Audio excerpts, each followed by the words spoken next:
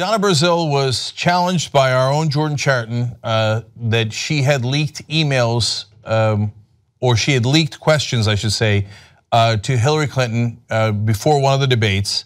And this was in some of the leaked emails that we found out through WikiLeaks. Now, Jordan was the first person to notice those emails among the WikiLeaks documents. He was the first one to tweet about it publicly. He was the first one to ask CNN about it. He was the first one to ask Donna Brazile about it. And he broke the story. And at the time, Donna Brazile denied it. Well, the story has changed now. She now says that she regrets it. Now, I'm going to show you exactly what she said in regards to changing her story. But first, even Fox News Channel gives credit to Jordan and showing exactly how Donna Brazile misled on the story. So here, let's go to that clip real quick. And our clip is within the Fox News segment here. What Donna Brazile did was shameful and treasonous to our political system and stability, even threatening to journalism in America. At least CNN, for their part, demanded her resignation immediately. But let's now take a look at what she told Jordan Chariton on the street, denying those accusations. Listen. Do you owe the voters an apology for passing a question for a town hall off to the Hillary Clinton campaign? Sir, you know what? I wish when you got your facts, you read the emails, and I did read a lot of them. Well, you clearly did not read my email, sir. No one has ever shared questions with any of us involved in CNN. In fact, Greg, Donna Brazile denied it on several occasions. So Young Turks broke that story, and it turns out we were right. Now Donna Brazile writing in Time saying, look, first she tries to give it context. She says, referring to the Russian hacking of the DNC emails in the first place. She says these malicious attacks were not a momentary cyber intrusion. These attacks were coordinated by a foreign adversary and executed for over a year with devastating results for those of us who were targeted, and ultimately for every American. And she was targeted. So let's give a proper context here. Number one, Bowling goes way over the top by saying it's treasonous. It was wrong. We were the first ones to point out it was wrong. We were right to get CNN to take action on it. I think they were right to remove her.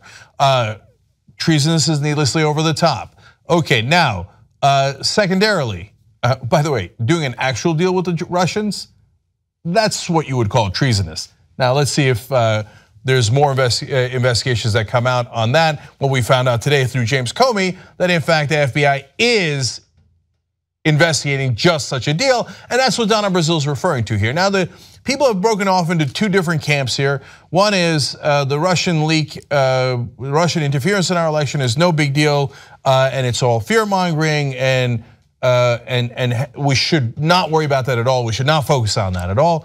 And the other camp is the Russians did it, and that's the only thing we should focus on. And that's the only reason the Democrats lost the election. I'm not in either one of those camps. I think the Russians did clearly interfere in our election. They didn't hack the vote. They leaked emails. The emails were true. We should investigate if the Trump administration actually, or in the past, of course, the Trump campaign coordinated with the Russians. If they did, again, that would be a much more serious crime. And luckily, the FBI, apparently, we find out today, is investigating that. That doesn't mean that Donna Brazile was right in leaking questions to Hillary Clinton. She frames it as helping the Democratic Party, but if it was helping the Democratic Party, why didn't she also leak questions to Bernie Sanders? Okay, now let's go to her clarification / apology here. She said, then in October, a subsequent release of emails revealed that among the many things I did in my role as a Democratic operative and DNC vice chair, prior to assuming the interim DNC chair position, was to share potential town hall topics with the Clinton campaign. I had been working behind the scenes to add more town hall events and debates to the primary calendar, and I helped ensure those events included diverse moderators and addressed topics vital to minority communities. My job was to make all our Democratic candidates look good, and I worked closely with both campaigns to make that happen.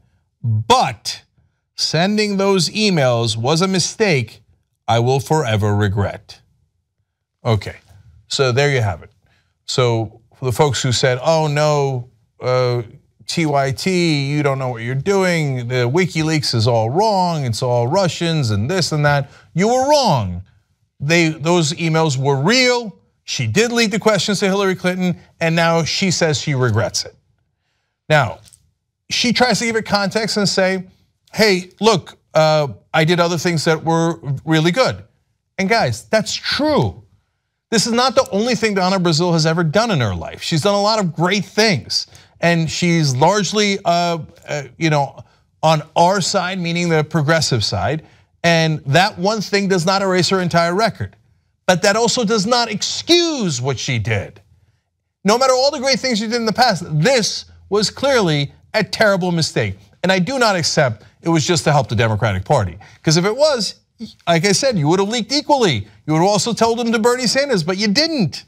So now she gets more into that. She says, by stealing all the DNC's emails and then selectively releasing those few, the Russians made it look like I was in the tank for Secretary Clinton. Despite the strong public support I received from top Sanders campaign aides in the wake of those leaks, the media narrative played out just as the Russians had hoped, leaving Sanders supporters understandably angry and sowing division in our ranks. In reality, not only was I not playing favorites, the more competitive and heated the primary got, the harder the DNC staff worked to be scrupulously fair and beyond reproach.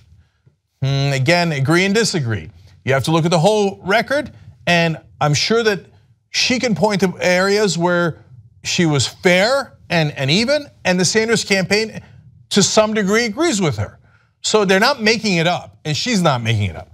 On the other hand, there were other times when she was not fair, when she leaked to only one side.